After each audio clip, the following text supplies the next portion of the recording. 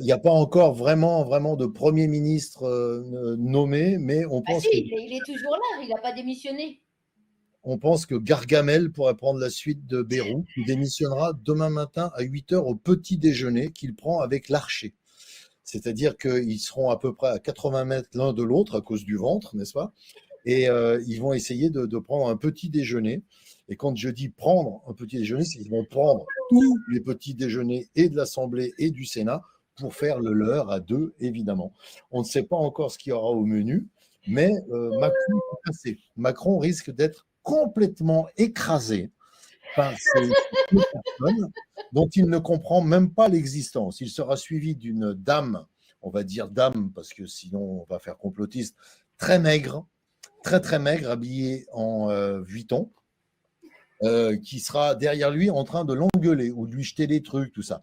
Et à un moment, normalement, vers 8h15, 8h20, le président de la République, Emmanuel Macron, devrait passer devant le petit déjeuner de M. Larcher et de M. Bayrou, prendre un morceau de chocolat, car il est friand de chocolat, nous le savons tous, et se faire taper sur les doigts d'un côté par sa femme et de l'autre côté par les deux espèces de personnes qui prennent leur petit déjeuner ensemble.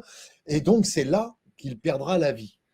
Normalement, il doit perdre la vie étouffé par Larcher et Bayrou. Ça n'est pas du tout de la grossophobie, c'est juste de l'observation que je fais pendant un petit déjeuner de personnes qui sont obligées de déjeuner très loin l'une de l'autre. Alors, comme elles ont les bras courts et le ventre épais, c'est un peu compliqué. Donc, cette personne, Emmanuel Macron, peut décéder demain matin. Dans ce cas-là, l'Assemblée nationale, telle qu'elle est composée, serait obligée, selon la Constitution française, de le déclarer donc inapte, puisqu'un mort ne peut pas diriger, a priori, un pays, même si il l'a dirigé comme un mourant, en fait. Hein.